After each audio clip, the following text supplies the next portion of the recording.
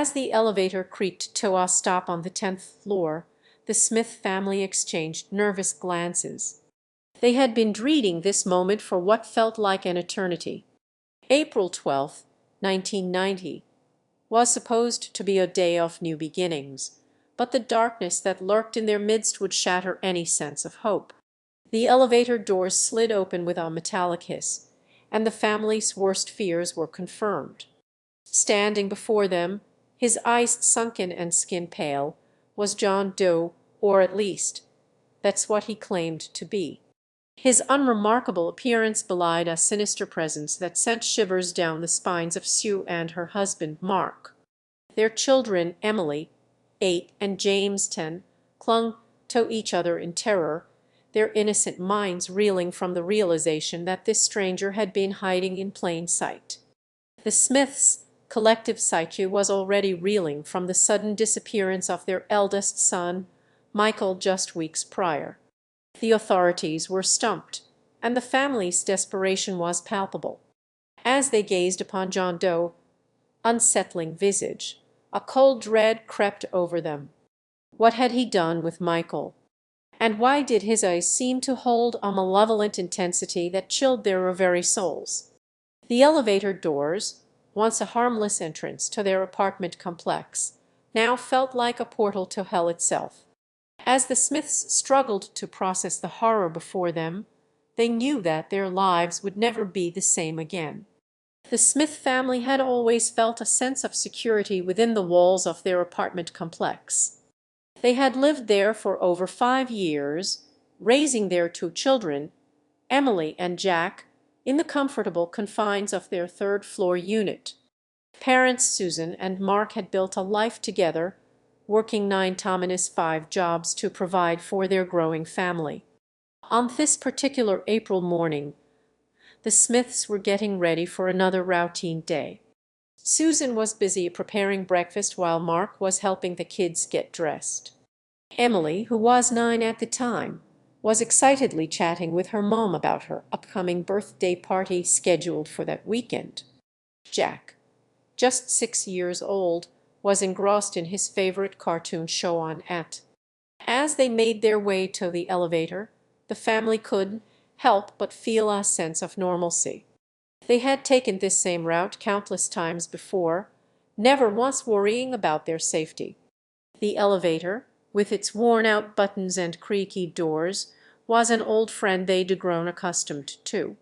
Little did they know, something sinister lurked just beneath the surface. The killer, who would soon be revealed in the most shocking manner possible, had been hiding in plain sight, living among them, watching their every move. It's a chilling thought that will leave you questioning the very fabric of this seemingly ordinary family's world. As the elevator lurched to a stop on the 3rd floor, Sue's mind was preoccupied with the argument she'd had with her husband John just hours before. Their children, Emily and Timmy, were quiet, their eyes fixed on the buttons lighting up above the doors. The tension was palpable as they waited for the elevator to open. The doors slid apart, and an unsettling feeling washed over Sue as she noticed a familiar face standing in front of them, their neighbor from 2 floors down, Mrs. Jenkins. It was uncommon to run into neighbors in the building's common areas, but there was something off about this encounter. Mrs. Jenkins' eyes seemed sunken, her smile forced, and her usual warmth replaced by an eerie calm.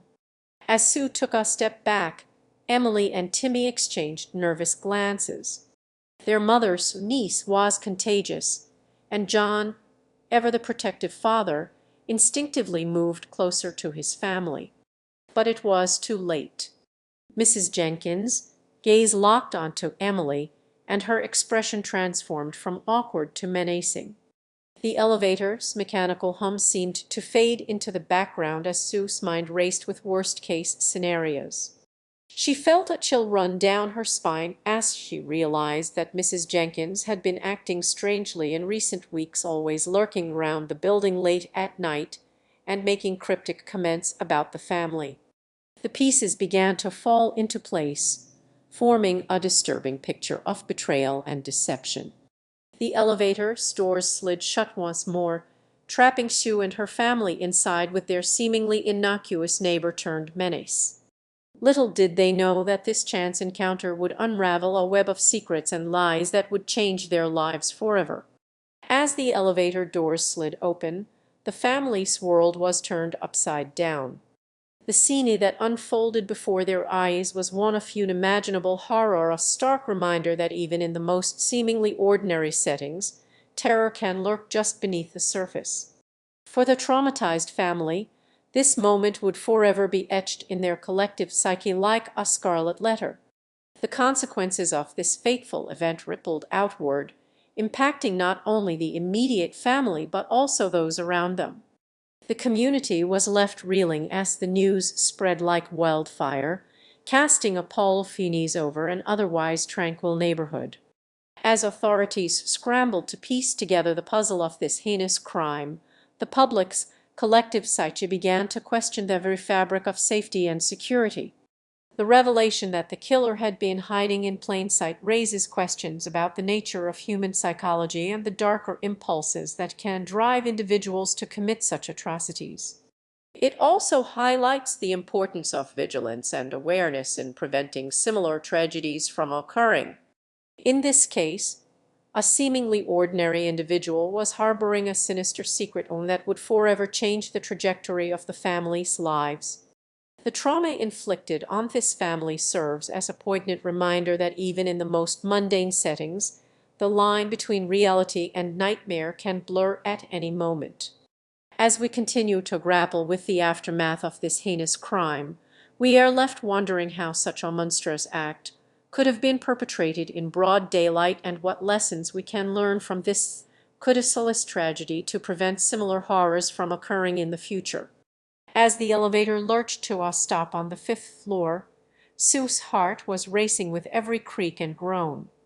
The fluorescent lights overhead seemed to flicker in sync with her frantic thoughts, replaying the events that had led them here. Her husband, John, gripped their daughter Emily's hand tightly, his eyes fixed on the closed doors as if willing them to stay shut forever.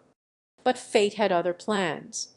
With a metallic screech, the elevator doors slid open, and Sue's world came crashing down around her. Standing before them, a smirk etched on his face, was none other than their neighbor Jerry, the man they had trusted with their lives, who had been kind to Emily, and even babysat her from time to time. Sue's mind reeled as she tried to process the truth. Why would Jerry do such a what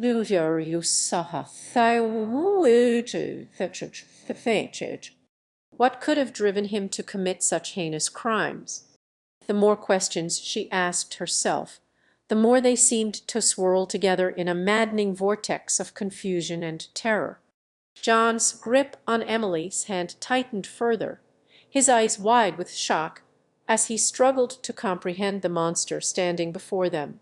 Sue felt her vision blur at the edges, her thoughts fragmenting into chaos. How could Jerry have hidden behind such a mask of normalcy? And what did it mean for their family, trapped in this elevator, waiting for help that seemed an eternity away?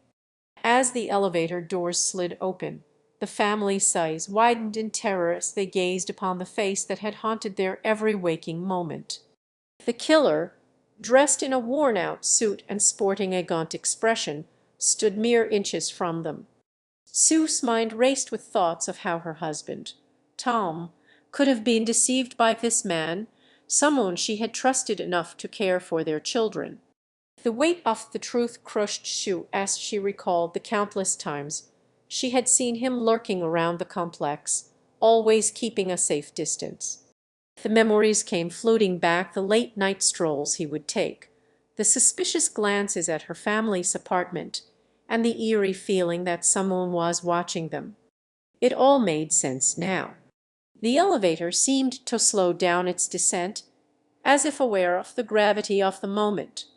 Tom's eyes were fixed on the killer, his mind struggling to reconcile this revelation with their seemingly normal lives. Their children, oblivious to the horror unfolding before them, continued